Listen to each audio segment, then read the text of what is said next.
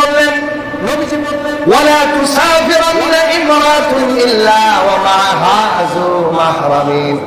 নবীজি বলে গেছি 1450 বছর আগে বাজার। এখন নবীজির প্রত্যেকটা লফজ আমরা টের পাই, আমরা বুঝতে পারি। আসলে যদি নবীর হাদিসের উপরে আমরা আমল করতাম তাহলে আমাদের বর্তমান যুগের মেয়েদের এরকম নষ্টামি অবস্থা হইতো না। কথা কোন ঠিক না? বাচ্চা যখন ছোট থাকে, এই বাচ্চারা স্কুলে যায়, ছোটর সময় তো বাচ্চারা কেউ নিত না। যখন ভার্সিটিতে যায় তখন প্রত্যেকটা মেয়ের সঙ্গে, প্রত্যেকটা মেয়ের সাথে বাবা মা আপন মায়ের যাওয়া জরুরি। কথা কর ঠিক কিনা?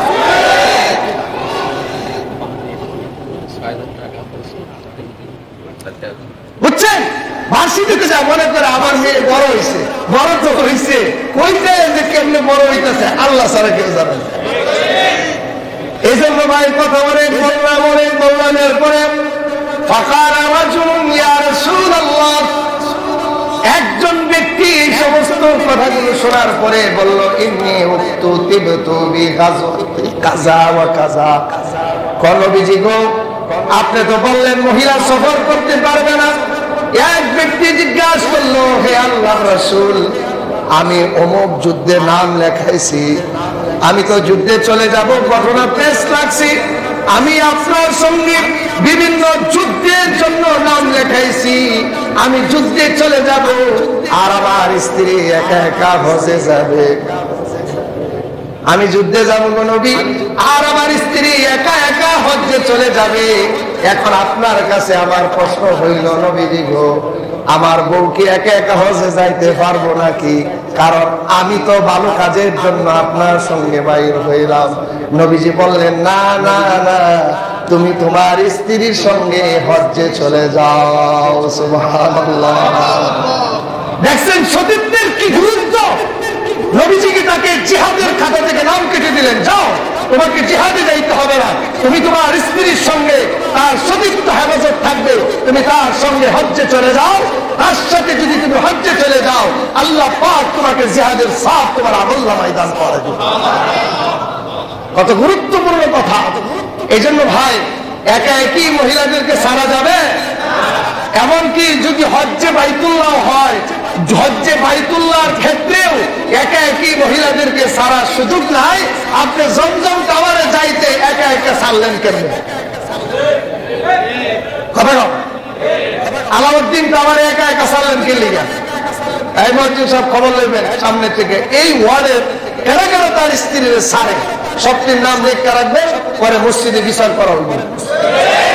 সুন্দর নই বলে, لا تسافر امرأة مسيرة يوم وليلة إلا ومعها ذو محرم।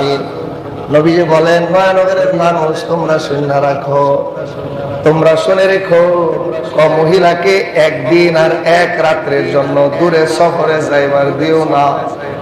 তার সাথে মাহরাম ছাড়া তাকে কোনদিন কোথাও যাওয়ার অনুমতি দিও না।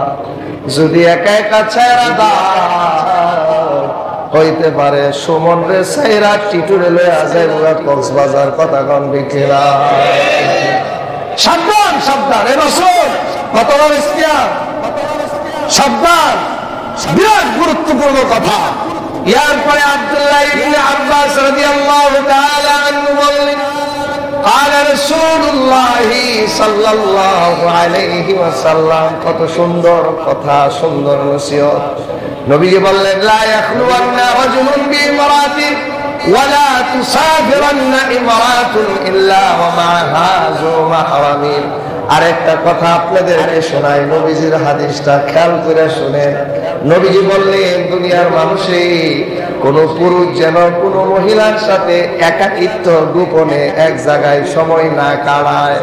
অনেক সময় আপনারা দুইজন ওই ঘর কেডা কেডা তারা তারা চাচাতো ভাই বোন, সমস্যা নাই, এক ঘরে থাকুক। নবীজি বললেন, সমস্যা আছে, থাকতে দিও না। কথা কোন ঠিক না? নবীজি কইছেন থাকতে দিয়েন না এক ঘরে। ছেলে মেয়েকে, উপযুক্ত বয়সী ছেলে মেয়েদেরকে এক ঘরে একা একই থাকার অনুমতি দেওয়া যাবে? আমাদের এই বাংলাদেশের কালচারকে সামনে রেখে বলি, এদের দেশে খবর পত্রিকায়, আপনার ইন্টারনেটে প্রায় সময় এগুলো পাওয়া যাচ্ছে। না, নাবালিক মহিলা মাত্র ৫ম শ্রেণীতে পড়ে, ৬ষ্ঠ শ্রেণীতে পড়ে, আরেকজন প্রেমিকাকে নিয়ে উধাও হয়ে গেছে। কথা কন ঠিক কিনা?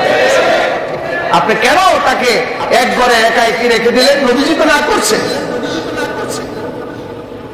মানে একজন পুরুষ আরেকজন মহিলা একাকিত্ব একাকি নির্জনে এক ঘরে থাকতে দিবেন না, বসতেও দিবেন না, আলাপ করতেও দিবেন না। কথা কন ঠিক কিনা? বুঝছেন? ইয়ার পরে নবীজি বলেন, ওয়ালা তুসাফিরান্না ইমরাতুন ইল্লা ওয়া মা'হা যু মাহরামিন। নবীজি বললেন, তারপরে শুনে রাখো, কোন মহিলা কোনদিন বাইরে সফরে বাইর হইতে পারবে না। কথার কথা, নয়নগর থেকে পুরান ঢাকায় যাবে, সদরঘাট যাবে, কেরানীগঞ্জে যাবে, সাবধান, একা একা বেডিরে সাইরা দিবেন না। আপনি কইবেন, হুজুর রাস্তাঘাট চিনা আছে, কেরানীগঞ্জে তার নিজের বাড়ি। ইয়ার পরেও নবীজি বলেছেন, সাবধান, নিজের বাড়ি আর বাপের বাড়ি আর মামুর বাড়ি থাকুক, এই দূরত্বের পথে একা একই তুমি তাকে সাইরা দিবা না। এটা শুরু মাসুম বাচ্চার মতো, যদি ললিপপ আর চিপস পাই তাহলে পিছনের সব ভুলিয়া যা। কথা কন ঠিক কিনা? এটা এরকম রোগে আক্রান্ত, এরা জীবনে একা একা থাকতে। কারণ এই যদি ললিপপ আর চিপস দেখে, তাহলে ছোট বাচ্চা যেমনি পিছনে সব ভুলে যায়, এই মহিলাটাও সব ভুলে যাবে। কথা কন ঠিক কিনা? স্বামী গরিব ছিল, আরেক সারার লগে সম্পর্ক হয়েছে, ওটা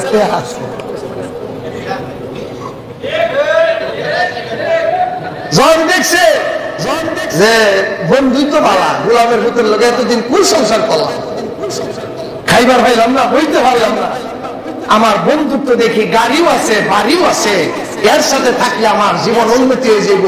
পিছনেরটা পরে ভুলে যায়, সামনেরটাকে ধরার জন্য মোবারক ভাই চেষ্টা করে। কথা ঠিক কিনা? বাস্তব কথা বুঝানোর জন্য একটু সামাজিক বিভিন্ন দিক নিয়ে বুঝাই।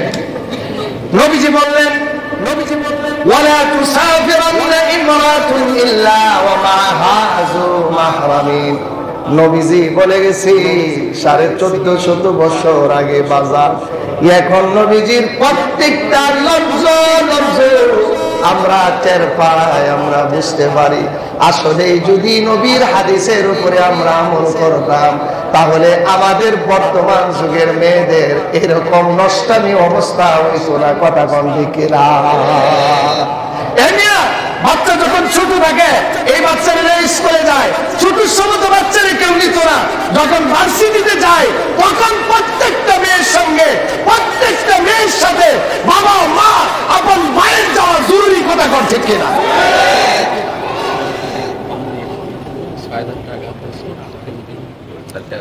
বুঝছেন?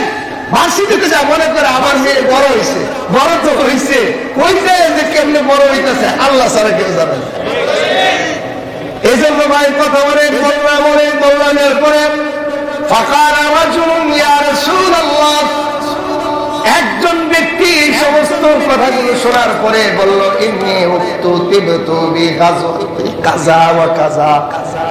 নবীজি গো, আপনি তো বললেন মহিলা সফর করতে পারবে না। এক ব্যক্তি জিজ্ঞাসা করলো, হে আল্লাহর রাসূল, আমি অমুক যুদ্ধে নাম লেখাইছি, আমি তো যুদ্ধে চলে যাব, ঘটনা প্রেস লাগছি, আমি আপনার সঙ্গে বিভিন্ন যুদ্ধের জন্য নাম লেখাইছি, আমি যুদ্ধে চলে যাব, আর আমার স্ত্রী একা একা হজে যাবে। আমি যুদ্ধে যাব নবী, আর আমার স্ত্রী একা একা হজ্জে চলে যাবে। এখন আপনার কাছে আমার প্রশ্ন হইল, নবীজি গো, আমার বউ কি একা একা হজে যাইতে পারবো নাকি? কারণ আমি তো ভালো কাজের জন্য আপনার সঙ্গে বাইর হইলাম। নবীজি বললেন, না না না, তুমি তোমার স্ত্রীর সঙ্গে হজ্জে চলে যাও। সুবহানাল্লাহ। দেখছেন সতীত্বের কি গুরুত্ব? নবীজিকে তাকে জিহাদের খাতা থেকে নাম কেটে দিলেন, যাও, তোমাকে জিহাদে যাইতে হবে না, তুমি তোমার স্ত্রীর সঙ্গে তার সতীত্ব হেফাজত থাকবে, তুমি তার সঙ্গে হজ্জে চলে যাও। তার সাথে যদি তুমি হজ্জে চলে যাও, আল্লাহ পাক তোমাকে জিহাদের সওয়াব তোমার আমলনামায় দান করে দেবে। কত গুরুত্বপূর্ণ কথা! এই জন্য ভাই একা একই মহিলাদেরকে ছাড়া যাবে? এমনকি যদি হজ্জে বাইতুল্লাহ হয়, হজ্জে বাইতুল্লাহর ক্ষেত্রেও একা একই মহিলাদেরকে ছাড়ার সুযোগ নাই। আপনি জমজম টাওয়ারে যাইতে একা একা ছাড়লেন কেন? কথা কম। আলাউদ্দিন টাওয়ারে একা একা ছাড়লেন কে লিগা? এই মসজিদ সব খবর নেবেন সামনে থেকে। এই ওয়ার্ডের কেন কেন তার স্ত্রীর ছাড়ে, সবটির নাম লেখা রাখবে, পরে মসজিদে বিচার করা হবে। কথা কম ঠিক কিনা? এই সমাজে কোনো নোংরামি চলতে দেওয়া হবে না। মহিলাদেরকে নিজের স্বার্থের ভিতরে বোঝানোর চেষ্টা করবেন। এরপরে যদি সারা গরু হয়ে যায় তাহলে কেসিগেট মেরে দেবেন। আজকে মহিলাদের বিরুদ্ধে কইলাম পুরো ওয়াজ বিজ্ঞান কইব। এতদিন হুজুরের বাবা জানতাম, আজকে দেখি পুরা আমাদের উল্লা। আরে উল্লা আমি কইছি, এটা নবীজি কইছেন, আমার কইতে হবে না বলে। এই জন্য প্রিয় মা ও ভাইরা, আপনারা হলেন সতীত্ব, আপনারা হলেন দামি সম্পদ, আপনারা হলেন মণি মুক্তা, হীরা মুক্তা। হীরা মুক্তা স্বর্ণকে যেরকম ভাবে খোলাখুলি ছিটায় রাখা যায় না, আপনাদেরকেও নবীজি খোলামেলা রাখতে নিষেধ করেছেন। উম্মতের সবচেয়ে গুরুত্বপূর্ণ একটা বিষয় হলো মহিলারা। এরা যদি নষ্ট হয়ে যায় এই জাতি ধ্বংস হয়ে যাবে। এরা যদি নষ্ট হয়ে যায় এই জাতি হারাক হয়ে যাবে। এরা যদি নষ্ট হয়ে যায় এই উত্তম জাতি দুনিয়ার মানুষ খুঁজে আর পাবে না। কথা কোন ঠিক কিনা?